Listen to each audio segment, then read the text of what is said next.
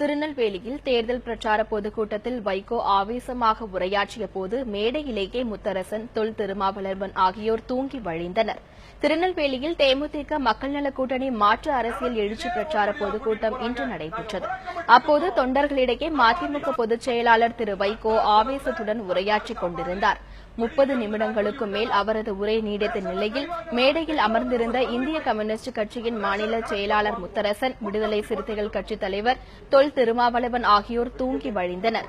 தூக்கத்தை கட்டுப்படுத்த முடியாமல் அவர்கள் தவித்தனர்.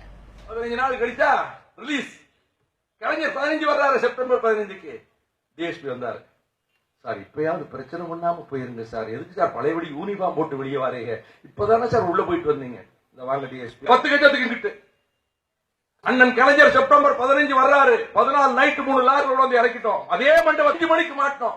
நைட்ல 1 மணிக்கு அண்ணா சாலையிட்ட போனேன். இறந்து போன அழகப்பன், தொண்டர்படையின் மாவீரன் மருதாக்குறிச்சி, அவன் இப்ப இருக்க முத்தையா எல்லாரையும் கூட்டி போனேன். நீ இங்க நில்லு, நீ இங்க நில்லு, இங்க நில்லு, நாளைக்கு மார்ச் பாஸ்ட்.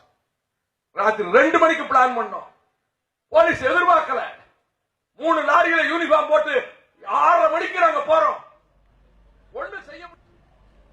வைகோ தொடர்ந்து ஆவேசமாக பேசிக் கொண்டிருந்த போது தொண்டர்களில் சிலர் மற்றவர்களுக்கு தண்ணீர் பாட்டில்களை தூக்கி வீசினர்.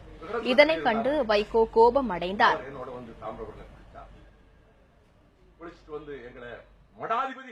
மதுவை எதிர்த்து நாங்கள் தான் போராடணும் பல பேர் பேசுறாங்களே. எங்கள் தலைவர்களை வைத்துக் கொண்டு சொல்லுகிறேன், 12 ஆண்டுகளுக்கு முன்பு 1200 பேரை வைத்துக் கொண்டு இந்த தண்ணி பாட்டை தூக்கி வீசுறது, வேடிக்கை பார்க்கிறது, நான் உயிரை கொடுத்து பேசிட்டு இருக்கிறேங்க.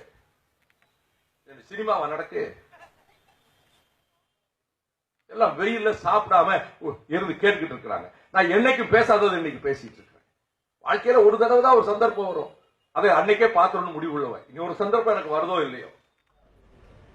வைகோ திடீரென குரலை உயர்த்தி ஆவேசமாக பேசுவதை கேட்டதும் முத்தரசன், தொல் திருமாவளவன் ஆகியோர் வைகோவின் பேச்சை மீண்டும் கவனிக்க தொடங்கினர். அவர்களுக்கு தேநீர் மற்றும் பிஸ்கட் வழங்கப்பட்டது. இதனிடையே வைகோ உரையை முடிக்கப் போகிறார் என நினைத்த தொல் திருமாவளவன் தொண்டர்களை நோக்கி சின்னத்தை கூறும்படி சைகை காட்டினார்.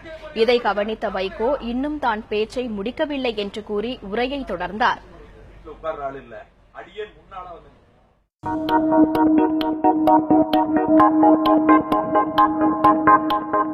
you.